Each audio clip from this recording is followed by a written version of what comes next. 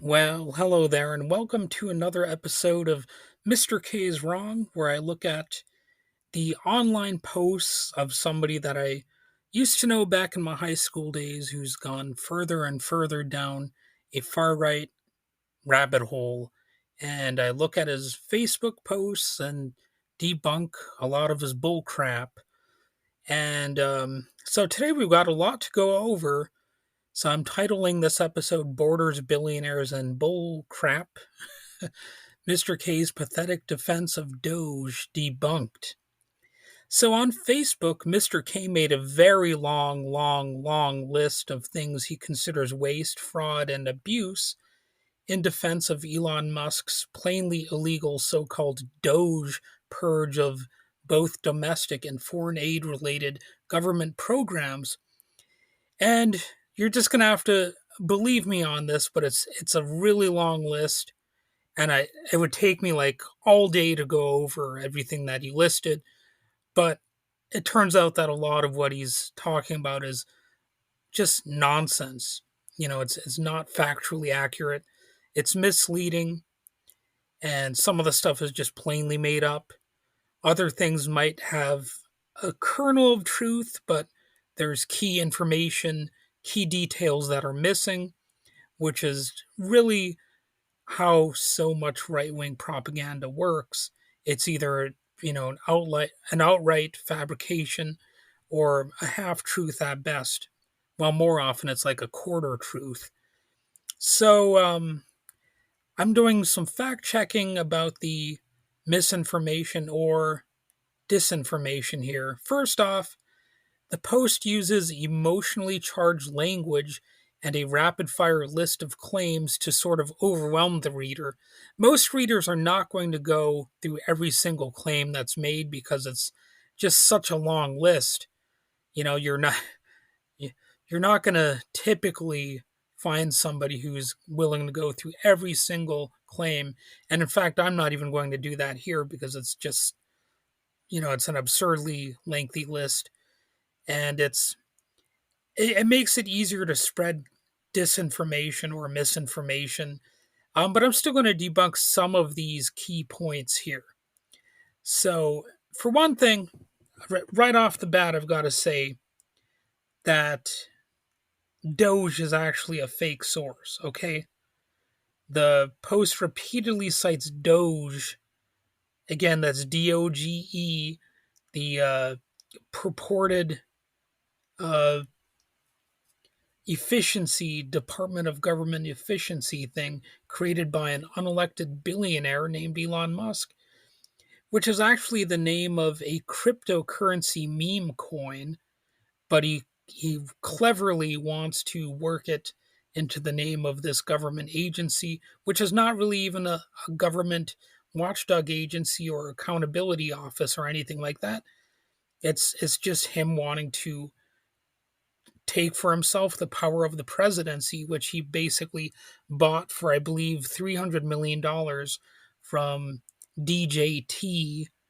And, if he wants legitimacy, he would, if Mr. K wanted legitimacy, he would reference the GAO, the Government Accountability Office, or even the DOJ, the Department of Justice, or some organization like that, which actually has people, or at one point had people, who would at least be willing to provide some accurate statistics. But instead, he's using a legally non existent authority that undermines credibility. And the courts have repeatedly challenged Doge's legitimacy and demanded that it reverse and stop many of its ongoing activities. So that's leading to a major constitutional crisis, which of course the right wingers are claiming is not a constitutional crisis because they want to, conceal the basic nature of reality, make it so that what you're seeing right in front of your eyes is not actually what you're seeing right in front of your eyes. So, even though Mr. K's list involves plenty of international programs that we are supposed to find fishy, some of the real fishy stuff is coming from these mass firings themselves. And A lot of them are, of course, domestic programs that are not quite as directly international. In fact, if I may continue with the fishy language, I just read a headline earlier today. Trump firings hit Great Lakes Sea Lamprey Program, Michigan forestry workers. So, yeah, they're having an impact in my state of Michigan. And the article, which is from bridgemi.com, which means Bridge, Michigan, but the article notes efforts to keep a notorious Great Lakes invader at bay could be imperiled by the Trump administration's mass firing spree. Sea lamprey nearly wiped out the Great Lakes fishery in the 1900s and are only kept in check today through annual chemical treatments in hundreds of rivers. Dozens of workers focused on lamprey control were among scores of Michigan federal workers fired without notice in the past week. So that's just one of endless stories you can find about Trump's nonsense. And we're only 1 month into his administration's second term, folks. So obviously, a story about lampreys is far from the most dramatic one that I could give you, at least for most people's opinions. But the whole "Make Lampreys Great Again" story is one I just couldn't pass up. And it's one of those things that, it might sound silly on the surface, but it is actually a significant story. It's going to impact the waterways here in Michigan.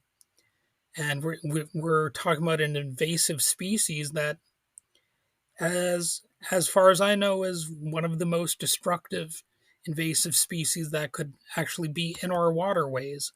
They're known to be like that. So it's already a major story in many ways. It could really actually get some more attention than it probably will receive. But things are so crazy right now. I can't even be mad that it's not getting more attention because this whole country has basically gone off the rails, and it's hard to keep up with every significant story.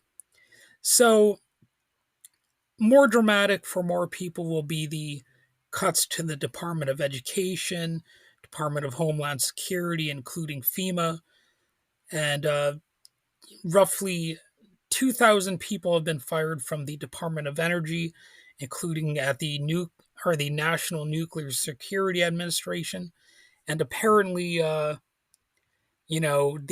Trump administration worked to reverse some of those firings because they involved people who were in charge of handling, this country's nuclear weapons and stuff like that. So, as one source notes, as part of Trump and Musk's stated objective of shuttering the United States Agency for International Development, or USAID, more than 10,000 staffers have been placed on leave. And, that's according to ABC News.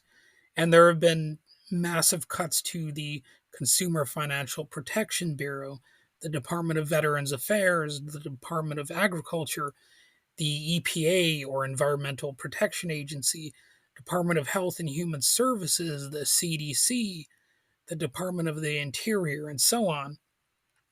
So I'm going to look, I'm going to give you more details on the moron Mr. K's claims. So in his post, he said there were 25 million centenarians on Social Security, which technically is not true. In fact, it's blatantly false. This figure is mathematically impossible. The U.S. Census Bureau estimates fewer than 100,000 centenarians in the entire country. In 2021, there were 89,739 centenarians in the United States, which is about 0.027% of the population. So this claim from Mr. K's post, if at all accurate, likely stems from administrative errors or outdated records, not actual benefit fraud.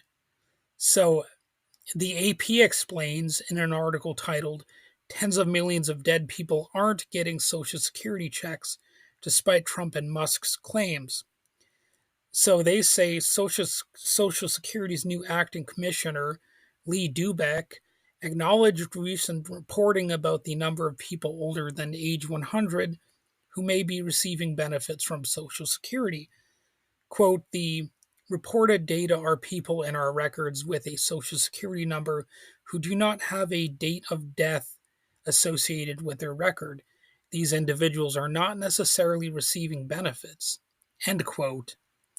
So, as the AP article explains, most of the erroneous payments were overpayments to living people. And they continue, part of the confusion comes from Social Security's software system based on the COBOL programming language, which has a lack of date type. This means that some entries with missing or incomplete birth dates will default to a reference point of more than 150 years ago.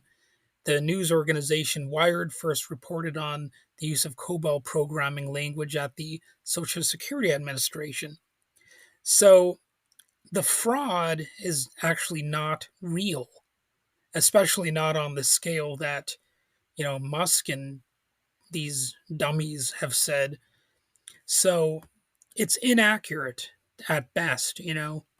It's based on a computer programming language and how it displays data. So how about the 4.7 trillion in untraceable treasury payments that Mr. K talks about in his post? Well, the US Treasury does track its expenditures meticulously. While accounting errors happen, as with any large bureaucracy, there's no credible evidence of trillions of dollars being unaccounted for. The number is wildly exaggerated and unsupported by credible reporting. So, you know, it's it's one of those things where if you could show me a source that's more credible than Elon Musk, who's known to be a blatant liar, then go right on ahead and provide it. I'll I'll look at the information, or of course you could contact the media or whatever. You could um, maybe I guess contact the Government Accountability Office and see what they have to say about it. But DOGE is not a serious actual organization, they are a joke. So, how about funding radical or terrorist aligned groups, which is, of course, something that Mr. K talks about because, the fear of terrorist activity is something that you have to keep citing, despite the fact that we all know that the some of the biggest terrorist activity is actually from white nationalist groups who these types of people will never actually criticize.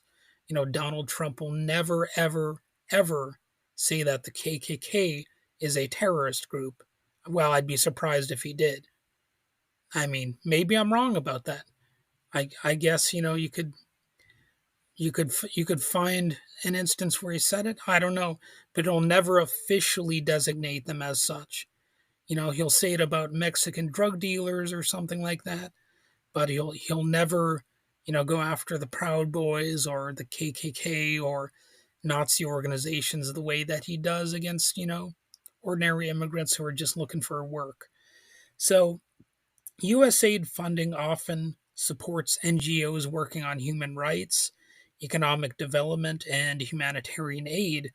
The term terrorist aligned is a political smear frequently used to discredit groups that challenge authoritarian governments or support marginalized communities. And what about the wasteful spending supposedly on LGBTQ plus initiatives and climate aid that Mr. K bandies about? While these grants help marginalized groups, they could promote human rights and foster global cooperation. So the post frames this as waste, but from a humanitarian lens, mutual aid and supporting oppressed groups actually aligns with principles of solidarity, so it could be seen as potentially good government spending. But, the white nationalist types, they don't want that. When Elon Musk did the Sieg Heil, the Nazi salute during that inauguration, he wasn't kidding. He uh, he believes the only groups that should, be at the top are white Christian males or, you know, whatever groups he happens to like. So there's that. So from a sane perspective, getting information not just from a far right Facebook meme, Mr. K's post is steeped in nationalist rhetoric, state worship, and capitalist logic. So let's unpack it even more. It functions as state centric propaganda. The post presumes that U.S. government spending should exclusively serve national interests. So I largely reject borders and see global solidarity as essential. I care about human beings. I don't care about the borders or the governments. I want to see people thriving. I don't care where they're originally from or any of that stuff. Um, that makes me somebody who's not a nationalist, and I'm certainly not a hyper nationalist. So helping communities abroad, whether it's LGBTQ activists in Guatemala or disabled people in Tajikistan. Sorry, I kind of struggled with that one, but it's possibly a form of mutual aid that transcends state imposed divisions. So Mr. K also has a lot of misplaced outrage over waste. So the outrage in his post targets humanitarian spending while ignoring many of the real sources of waste and exploitation. You got the military industrial complex, which can include the prison complex as well. So the U.S. defense budget is at least 886 billion, at least as of 2023. That's funding wars, drone strikes, and imperialist interventions, as they're called. You've also got corporate bailouts and tax cuts for billionaires like Mr. Musk. These reinforce capitalist hierarchies and deepen inequality. So, uh, you know, how is that not wasteful? And you've got a lot of fear mongering around marginalized communities in Mr. K's posts. He weaponizes conservative fear of LGBTQ rights, climate action, and, you know, any sort of racial justice. But from a sane standpoint, these initiatives challenge systemic oppression and support vulnerable people, aligning with principles of mutual aid, anti authoritarianism, and horizontal solidarity. So, seen from an anti imperialist lens, I mean, it's ironic, but a person could, I think a person could reasonably critique any form of U.S. government intervention abroad, including U.S. aid, if those policies are used to act as a quote soft power tool of imperialism.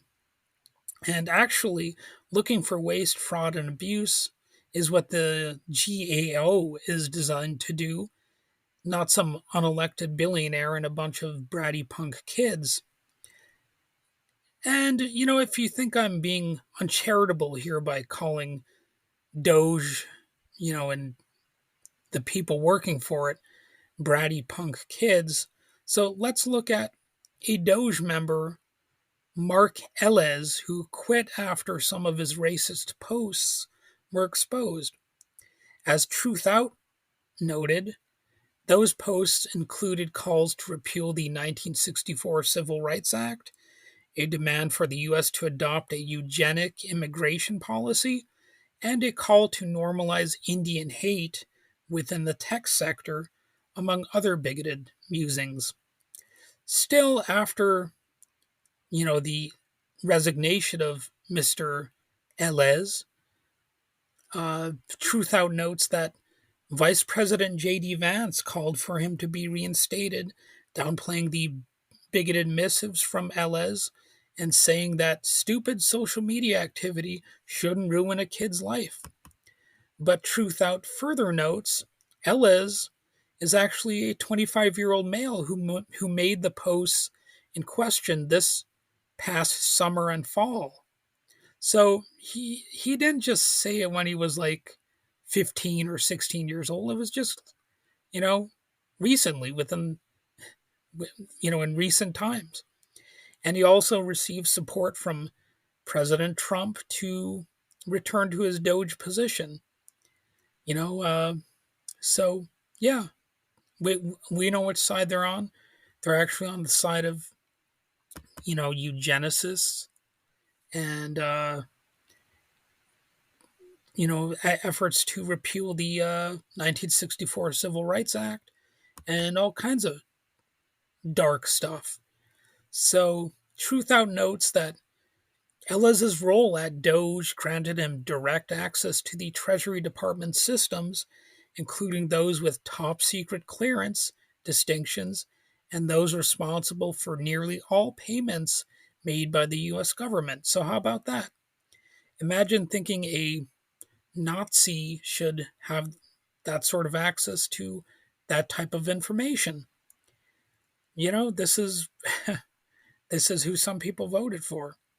So, in contrast to all that fear mongering about international spending, I think supporting grassroots community led initiatives, even if government funded, often strengthen resistance to unjust capitalist and authoritarian systems.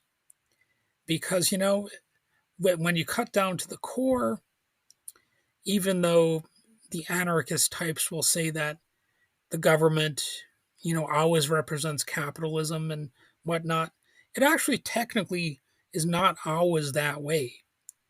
I mean, technically speaking, you can have government that actually, in some respects, keeps, the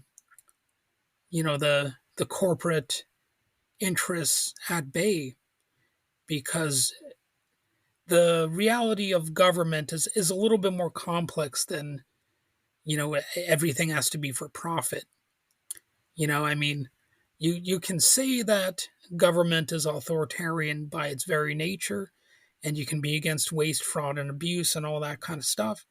But at the end of the day, it's a little bit more complex than just saying, oh, you know, the the government is the sole problem here at work. So as far as final thoughts here, I think Mr. K's post is a classic example of manufactured outrage aimed at stoking nationalist and reactionary sentiments. The real outrage should be directed at state violence, at hypercapitalism and imperialism, not humanitarian aid or social programs that actually can sometimes do good work. Borders, nationalism, and state institutions that perpetuate oppression should be, you know, kept checked at at various points, and supporting global solidarity and mutual aid breaks down a lot of barriers. So if you can have a relatively moderate government that actually does help people out, it it actually does, in some respects, challenge the creation of barriers between people. You know, again, as much as I can criticize the basic nature of government, they are actually malleable because they are human organizations, and that really should not be forgotten. So it could be fair to critique the idea that any state, whether through the USAID program or military force, should control how resources are distributed globally. But what the Elon Trump axis of evil has in mind is not better than what we already have, and they are not going about anything in the right way. So, in fact, what they're doing is considerably worse and being implemented with the subtlety of toddlers throwing an epic tantrum, that unfortunately is negatively impacting many people's lives.